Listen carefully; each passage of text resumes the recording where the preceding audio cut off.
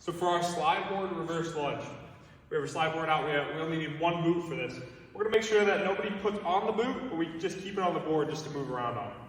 We're gonna have half of our foot on the board and half of our foot on the floor in front of us. From here, just the back toe is gonna be on the boot. I'm gonna keep my hands close to me. I'm not gonna go out in front of me or anything. I'm gonna keep them close wherever, behind the head, on the stomach, wherever you guys are comfortable doing it. From here, I'm going to slide my foot back and drop my back knee down to touch the slide board. So I'm gonna go down, I'm gonna drop down to touch, and come back up. I wanna make sure my knee doesn't go too far forward, but it will slightly. Drop down to touch. Make sure that knee comes down to 90 degrees as much as possible. And then I'm gonna do the other side, making sure half my foot's on the board here. I'm gonna drop down to touch, come back up. And that's how we do a slide board reverse lunge. Common mistakes with these slide board reverse lunge.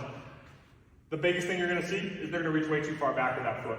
So they're gonna get like a long lunge almost. They're gonna come like here, knees never really gonna touch, and they're gonna go pull themselves back up. Pulling themselves back up is okay, because this is partly a hip dominant exercise. But I wanna make sure that that knee gets to like 90 to touch the bottom. And I'm not reaching too far back here, getting a lot of stress on the front of that hip. The second thing is, just like the split squat, they're gonna lean forward a lot. And again, we're gonna introduce a dumbbell here if we need to do that in order to get them to do it properly.